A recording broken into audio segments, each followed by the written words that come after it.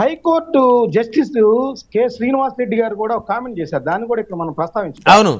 అసలు ఇది ఒక అసాధారణమైన కేసు, అందుకని నేను దీనిలో జోక్యం చేసుకుంటున్నాను ఎఫ్ఐఆర్ లో కూడా అని చెప్పారు ఆయన. ఎఫ్ఐఆర్ లో అసలు ప్రయాణికుల మీద కేసు పెట్టడం అనేది కరెక్ట్ కాదు, కాబట్టి దీన్ని ఒక పోలీసులు నిందారోపణ అనేది ఎక్కువగా చేస్తున్నారు, కాబట్టి నేను దీన్ని అసాధారణమైన కేసుగా పేర్కొంటూ హైకోర్టు ఎప్పుడు కూడా ఎఫ్ఐఆర్ లో జోక్యం చేసుకోదు, కానీ నేను జోక్యం చేసుకుంటున్నానని చెప్పారు ఆయన. సో రెండు అసాధారణ కేసులు ఏంటంటే, ఒకటి సింగయ్య మృతికి సంబంధించి లూర్ది మేరీ గారు గతంలో చెప్పలేదు, ఇప్పుడు చెప్తుందామా, అదొక అసాధారణం.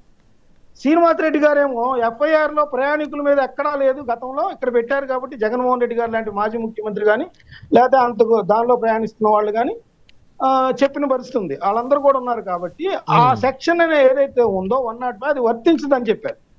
సబ్జెక్టు కరెక్షన్ 105, 106 అది ఇక్కడ వర్తించదు అనేది అటు న్యాయమూర్తి గారు చెప్పారు, ఇక్కడ